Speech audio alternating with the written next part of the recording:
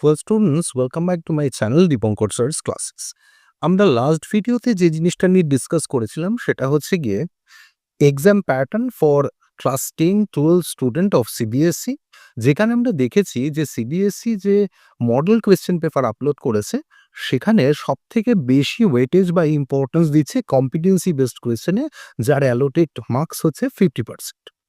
এরকম একটা জায়গায় কম্পিটেন্সি বেসড কোয়েশ্চেন কিভাবে আনসার করতে হয় এবং ভ্যালু বেসড কোয়েশ্চেন বা মডেল বেসড কোয়েশ্চেনের সঙ্গে কম্পিটেন্সি বেসড কোয়েশ্চেনের ডিফারেন্স কি, সেটা নিয়ে আমরা এই ভিডিওতে ডিসকাস করব।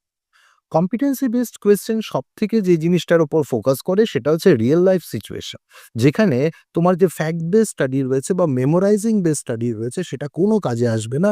রাদার তোমাকে যে জিনিসটা ডেভেলপ করতে হবে যে ইওর রিজনিং কম্পিটেবিলিটি আর হচ্ছে ইওর ক্রিটিক্যাল থিঙ্কিং, যেটা তুমি অবভিয়াসলি কনক্লুশনে লিখবে এবং তোমার পার্সোনাল এক্সপিরিয়েন্সকে শেয়ার করতে হবে। এরকম একটা জায়গায় আমি তোমাদের ক্লাস 10-এর সিবিএসইর দুটো চ্যাপ্টার নিয়ে আজকে ডিসকাস করব এই ভিডিওতে, যেখানে আমি দেখাবো যে হচ্ছে গিয়ে ভ্যালু বেস যে কনভেনশনাল কোয়েশ্চেনগুলো আসতো তার সঙ্গে কম্পিটেন্সি বেসড কোয়েশ্চেনের ডিফারেন্সটা কোন জায়গায়। আমরা দ্য প্রপোজাল থেকে একটা কোয়েশ্চেন নিয়েছি যেটা আমার মডেল সেটে রয়েছে, এবং Nelson Mandela the long walk to freedom এই চ্যাপ্টারটা থেকে একটা কোয়েশ্চেন নিয়েছি।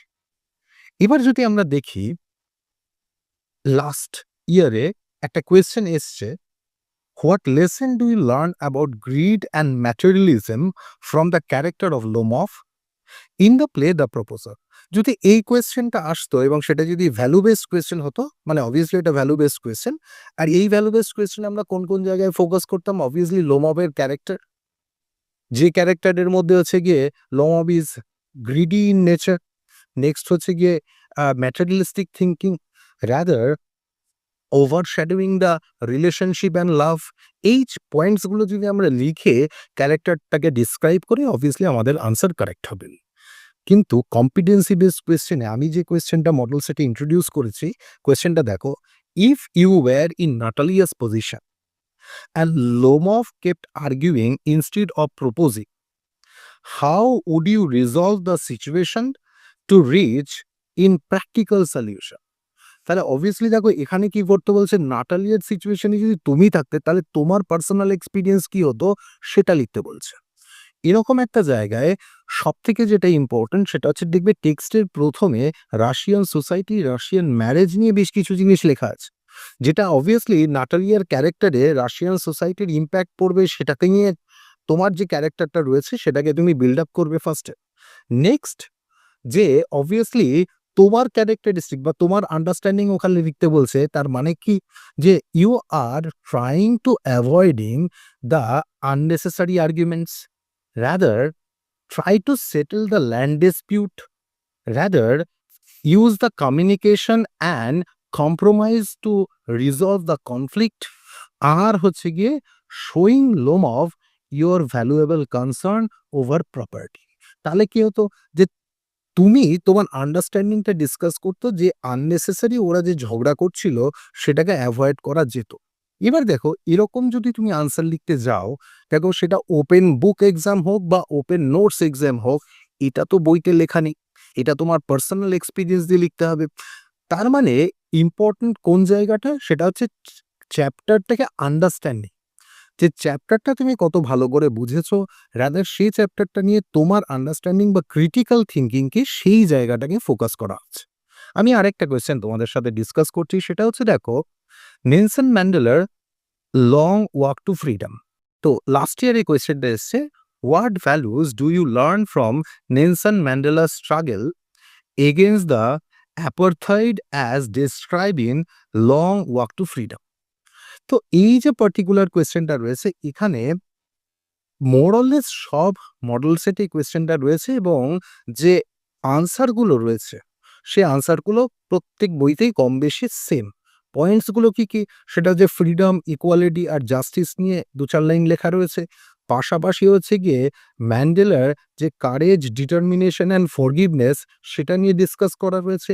আর পাশাপাশি হচ্ছে গিয়ে ম্যান্ডেলার যে স্যাক্রিফাইস রয়েছে সেটা নিয়ে ডিসকাস করে আনসারটাকে তৈরি করা হয়েছে। এই যে স্ট্রাকচারটা রয়েছে, এই স্ট্রাকচারটা কিন্তু যদি কম্পিটেন্সি বেসড একটা কোয়েশ্চেন আসে, অবভিয়াসলি তাহলে কিন্তু স্ট্রাকচারটা দাঁড়ায় না। কম্পিটেন্সি বেসড কোয়েশ্চেন আমি আমার মডেল সেটে যে কোয়েশ্চেনটা ইন্ট্রোডিউস করেছি সেই কোয়েশ্চেনটা একবার একটু তোমাদের সাথে ডিসকাস করছি। If you were a young South African during Mandela's time, how would you contribute to the fight against apartheid without using violence? এবার দেখো, এখানে কম্পিটেন্সি বেসড কোয়েশ্চেনে কি বলছে যে যদি তুমি ম্যান্ডেলার জায়গায় থাকতে তাহলে তুমি কিভাবে এই প্রবলেমগুলোকে আইডেন্টিফাই করতে, রাদার সলভ করার চেষ্টা করতে। এখানে আমার যে মডেল আনসার রয়েছে সেখানে আমরা কোন কোন জায়গাগুলোয় ফোকাস করেছি, রাদার এই যে সেগ্রিগেটেড যে সোসাইটি রয়েছে তার এগেনস্টে আমরা কি করতে পারতাম, participation in peaceful protest. Next point আমরা কোনটা লিখবো, সেটা হচ্ছে awareness campaigns. Next solidarity and spread the Brotherhood.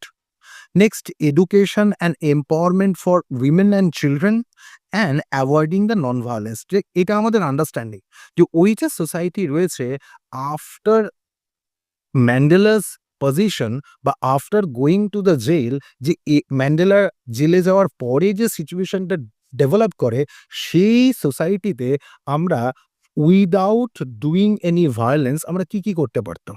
এবার দেখো এই যে পয়েন্টসগুলো রয়েছে এগুলো কিন্তু বইতে কোথাও লেখা নেই, এটা হচ্ছে তোমার পার্সোনাল আন্ডারস্ট্যান্ডিং।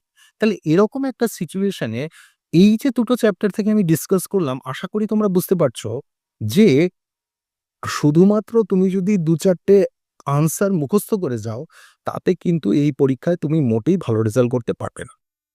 রাদার কোন জায়গায় তোমাকে ফোকাস করতে হবে, তোমার ক্রিটিক্যাল থিংকিং, পার্সোনাল আন্ডারস্ট্যান্ডিং আর তোমার রিজনিং, মানে হচ্ছে কি এই যে লজিক্যাল যে কনসেপ্ট রয়েছে সেই জায়গাটাকে তোমায় অনেক বেশি শার্পেন আপ করতে হবে।